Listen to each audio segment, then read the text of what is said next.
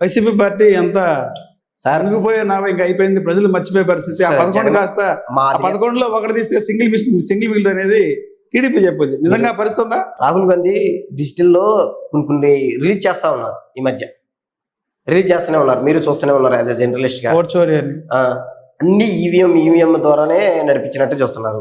గౌరవ మా అధినేత, మా దేవుడు జగన్మోహన్ రెడ్డి గారు బయటికి నడుస్తుంటే ఏ విధంగా ప్రజలు వస్తున్నారో, ఏ విధంగా ప్రజలు వస్తున్నారో చూస్తూనే ఉన్నారు.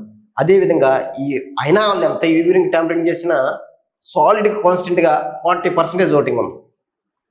మాకు కావాల్సింది ఎంత? 10 సార్ మాకు కావాల్సింది.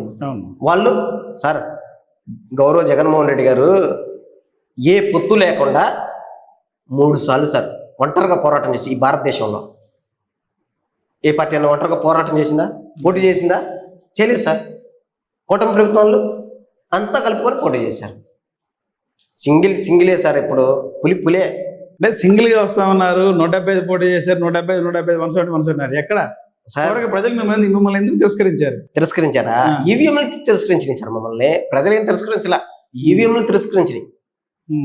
ఆధారాలు ఉన్నాయి, పైన మా దేవుడు చెప్పాడు కదా జగన్మోహన్ రెడ్డి గారు ప్రెస్ మీట్ లో, పైన దేవుడికి తెలియాలి అని చెప్పాడు కదా. మాది కూడా అదే నినాదం, పైన దేవుడికి తెలియాలి. మళ్ళీ పోరాటం చేస్తాం, మళ్ళీ గెలుపు కోసం, అధినేత కోసం పోరాడతాం, గెలిపించుకుంటాం. ఎలాగో కనపడుతుంది కదా 40%, ఇంకో 10% పోరాడతాం. ఈసారి అలాగ ఉండదు కదా. అది సార్ మన ప్రజలు గతంలో మీకు 100 చెప్పండి. కూటమి ప్రభుత్వం ఏర్పడిన తర్వాత కొంతకాలం తర్వాత ప్రజలు విసుకునే రోజులకు తీసుకొచ్చారు సార్ ప్రభుత్వం. అంటే మరి 16 నెలల్లోనే ప్రజలు సంతృప్తిగా ఉన్నారని గవర్నమెంట్ చెప్తుంది సార్. ఇప్పుడు నేను కాదంటారా? నేను మీ ఇంటర్వ్యూలో ఎన్నో చెప్తాను సార్, నమ్ముతారా? మీరు చెప్పండి. వాస్తవాలు నమ్ముతారు. ఇప్పుడు మనం మాట్లాడుకునే వాస్తవాలే నమ్ముతారు, కానీ అన్నెసెసరీ నమ్మరు కదా. అది సార్ వాళ్ళు అంతే. ప్రభుత్వం ఇప్పుడు ప్రజలు ఎవరు పిచ్చోళ్ళు లేరు సార్.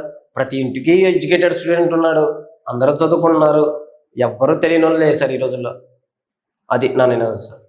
ఈ 16 నెలలు ఎలా ఉన్నారు ప్రజలు? సంతృప్తిగా ఉన్నారా, అసంతృప్తిగా ఉన్నారు? లేదు సార్, అసంతృప్తిగానే ఉన్నారు సార్ ప్రభుత్వం మీద. దేనివల్ల అంటారు?